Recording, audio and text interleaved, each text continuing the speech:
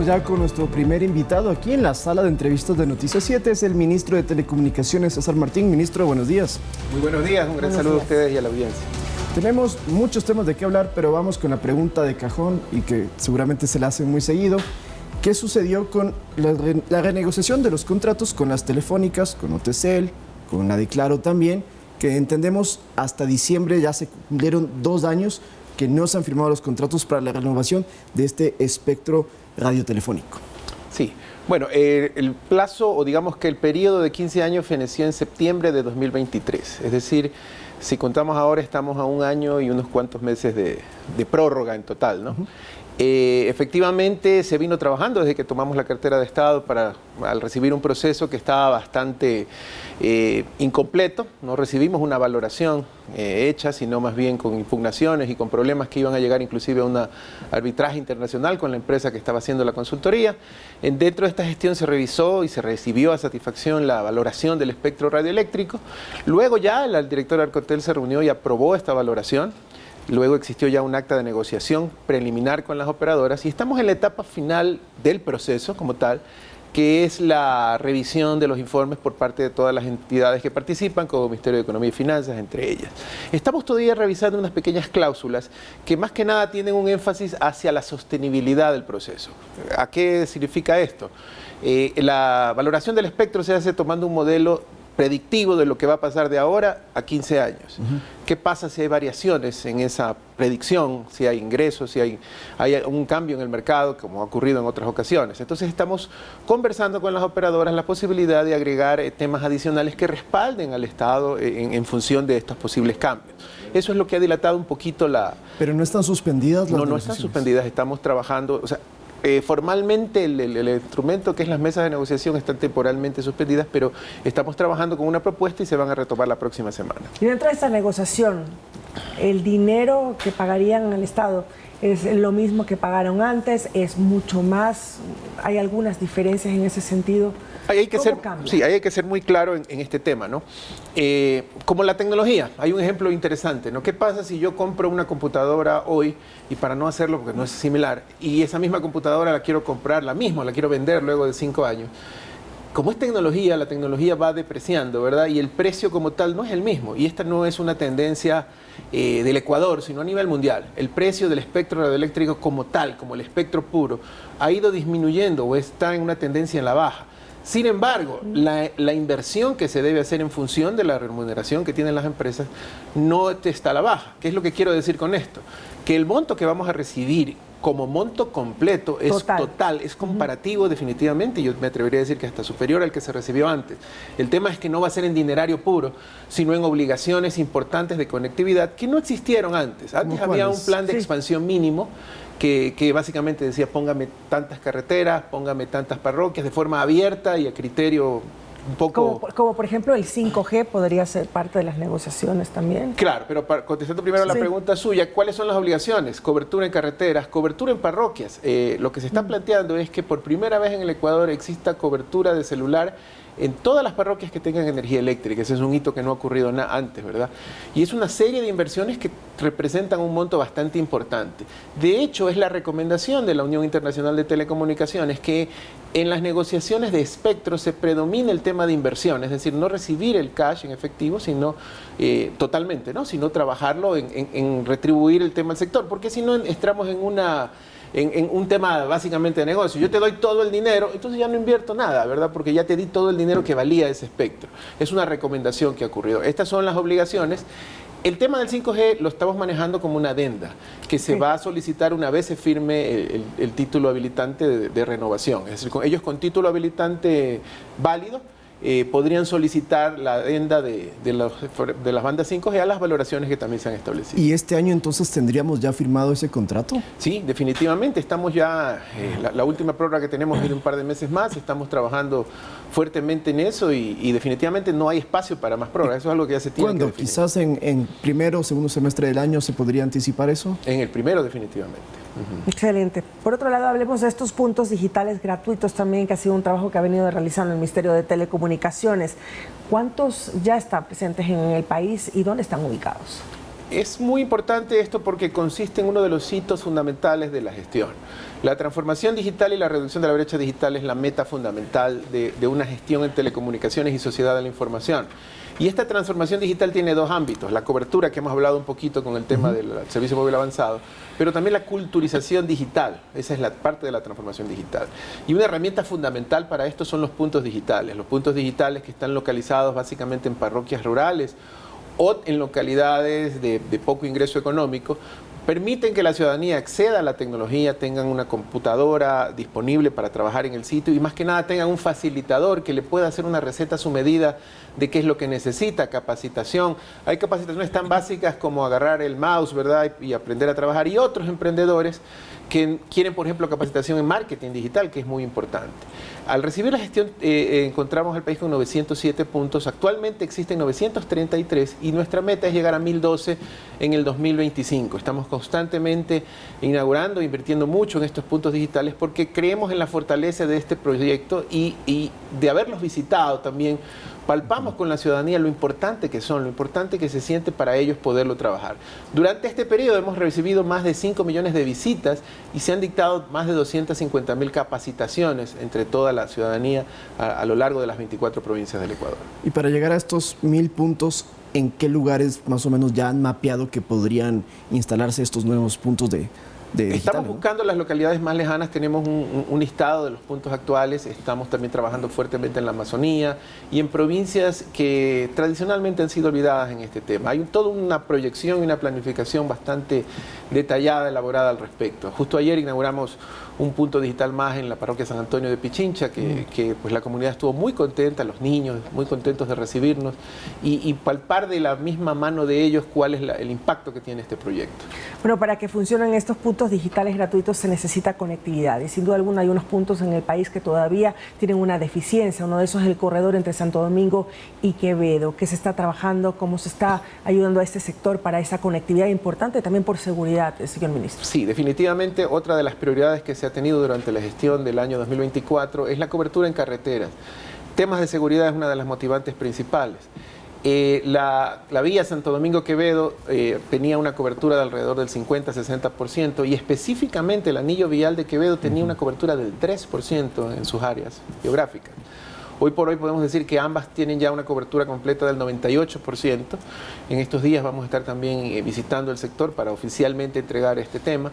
Y no solamente en este sector, se han instalado 29 radiobases a lo largo del país en carreteras y parroquias que comercialmente no son pues deseables, digamos así, para las operadoras privadas y que a través de CNT hemos podido llegar. Ahora, otro tema importante es que para que esta iniciativa tenga éxito, uno de los despliegues importantes que se ha hecho es el del roaming nacional. ¿Qué es el roaming nacional? Que yo tengo una de las operadoras y puedo conectarme a las radiobases de las otras. Eso es importantísimo porque eso evita que las tres operadoras lleguen con infraestructura, claro, lo cual en las ciudades no importa. Usted ve en una misma antena, tiene las tres radiobases de las tres.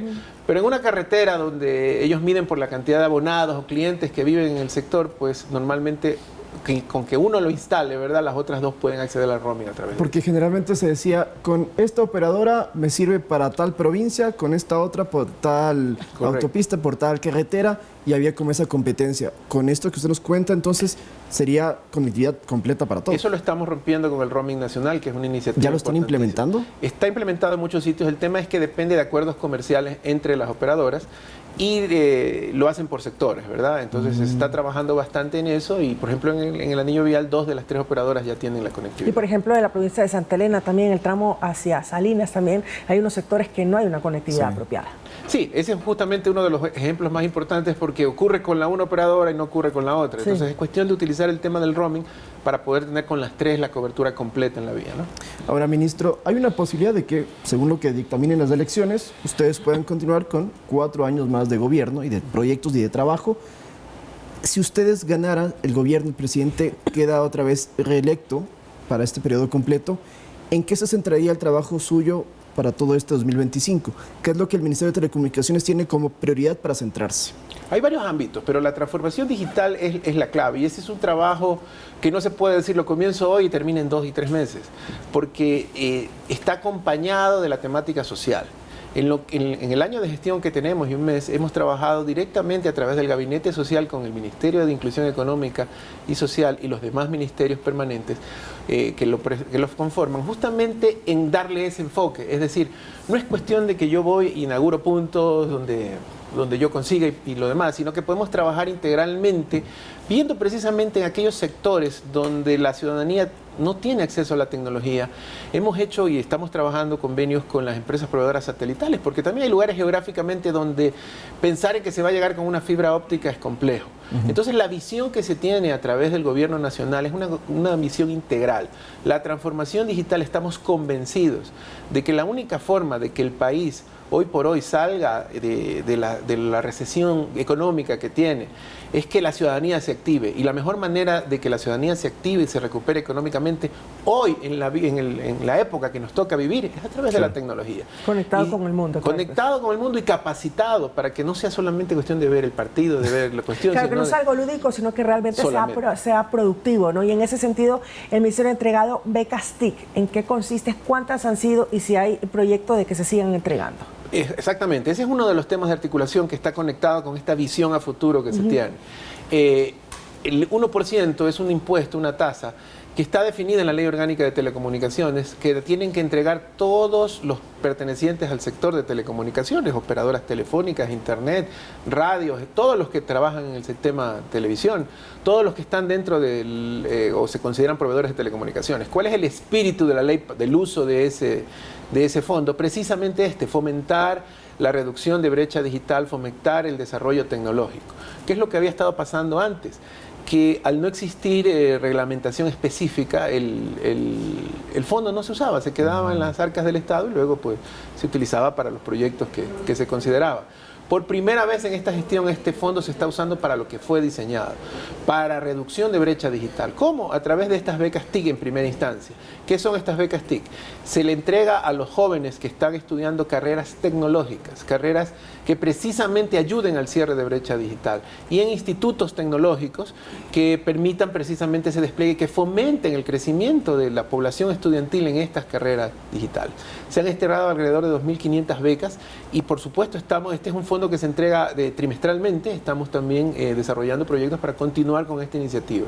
Y no solamente algunas otras más, temas de empoderamiento digital, temas de emprendimiento digital van a ser trabajados con este fondo, porque es una visión importante. Como le digo, nuestra meta es: ciudadano, aquí tienes las herramientas para que utilices esta autopista digital, este mundo digital, para crecer y que el país crezca en conjunto. ¿Se esperan más becas entonces para este 2025? Sí, definitivamente, junto con otras actividades que van a permitir empoderar a la gente. ¿De cuánto es la brecha digital, justamente hablando de ese tema que es importante?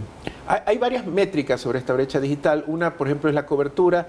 La cobertura de servicios móviles avanzados está alrededor del 65%, la cobertura de internet y de la mancha de señal, sin importar si es 2G, 3G o 4G, está alrededor del 78-79%, y de ahí viene el tema cultural digital. Y justamente estamos nosotros, a través de otra iniciativa importante, que es la aplicación de la inteligencia artificial. Es un tema que lo estamos trabajando. El año pasado desarrollamos el primer Comité Nacional de Inteligencia Artificial, que justamente trabajó en esta primera etapa, que es el diagnóstico, que es muy importante.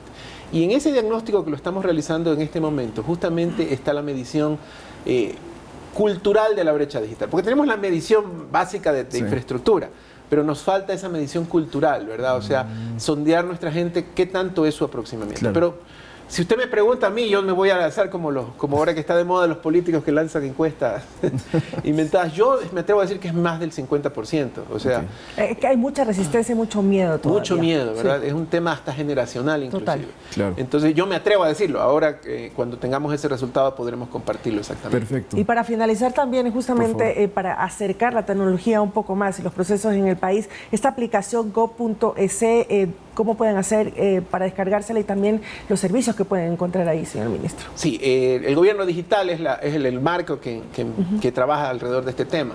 Y la idea es poder tener que el ciudadano en su bolsillo y muy cerca tenga acceso a los servicios y a los beneficios que se tienen a través del gobierno, del sector ejecutivo. Aquí la tengo. ¿La tiene la Mercedes? Aquí la tengo, me la descargué precisamente. Sí, entonces, ¿en qué consiste esta aplicación GoBC? Usted se ingresa, valida. Hay dos formas de validar.